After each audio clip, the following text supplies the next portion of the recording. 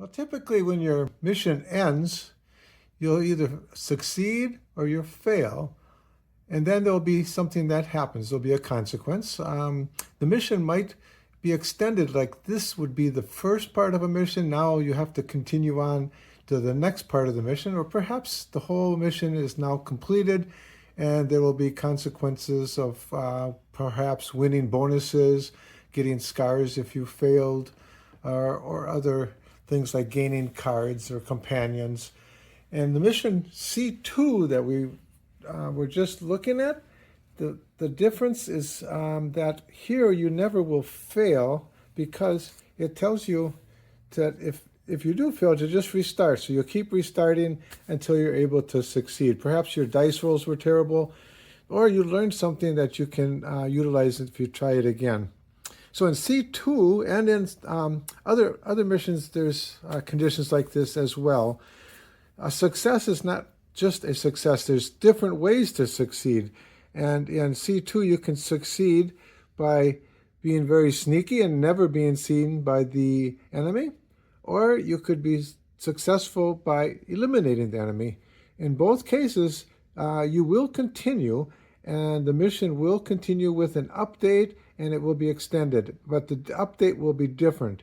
In one case, it will be update 1A. In the other case, it will be update 1B. So we could take a look at how that pans out with mission C2. In our case, we succeeded and we were not seen by the enemies. So we are going to go to mission update 1A. We'll flip it over and we have mission update 1A. Remember, there is stories. I forget to tell you, I'm not reading them to you in between, but there's lots of story going on. So here's going to be a story for that. But at the very top, it's going to tell you what to do. Often you stay on the same map, so this is the same map that you've seen before, but sometimes it will tell you to switch to a different map, in which case you clear the map and just move to the next map. Missions that stay on the same map, everything that's seen here is not what's on your map. Remember, you were moving characters around on your map. Those characters, doors, all those objects that are there, stay there. The mission continues on with everything the way it was. You don't reset any of those unless it tells you specifically to do so. Like here it says remove one blocked entrance and all the patrol droids. So in our case, we can go over here and we know that we're going to remove the patrol droids. So I can take the patrol droids off. They're no longer going to be there. Now it said we have to do something like remove. So it said remove a blocked entrance, but then look at the green. It says place one door and one point of interest marker. So here we see what's happening right in this little area, the area that was in between us, keeping us out of sight of the enemy. There was a blocked entrance here. It's outlined in red. That's going to be taken away, and we're going to put a door there instead. So it's going to be replaced by a door.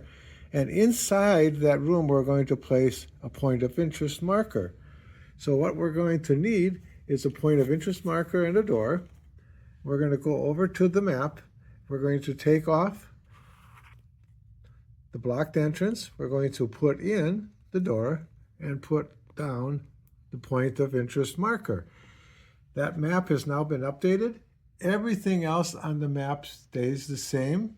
Don't change anything else on the map. It all remains the way it is. During a mission update, sometimes the enemy behavior card, the EBC, will stay the same, and sometimes it will be changed to another one. In our case, right here, it's telling us that we no longer have one. So there's not actually going to be any enemies in the part of the mission that we're going to be starting next, which is update 1A. So in our case, where I was tracking everything with enemy behavior card, I'm going to take this enemy behavior card away, and we no longer will have that enemy behavior card. When a mission has an update, everything should stay the same unless you're told otherwise, and that includes the interact tokens that have been drawn out of the draw bag to open doors or to hack terminals. So in our case, we've got a bunch of red and white interact tokens that were used over here. We've got some blue ones that were used here, and we've got some blue and white ones that were used here. All of these are going to stay out of the bag. None of these go back into the bag because that would be resetting, and we don't reset anything. We take all of these and we keep them out of the bag and continue the mission with them out. So in our case, we know there's going to be a bunch of blue and red interact tokens that are not in the bag. So if we have any interactions, we hope that it's going to be purple because they're still all in the bag. But that's the case for interacts, tokens, and the draw bag. Other things that do not change during a mission update are your character sheets. So in our case, we had marked with blue so you could tell where that character was on the map. It's Adriel.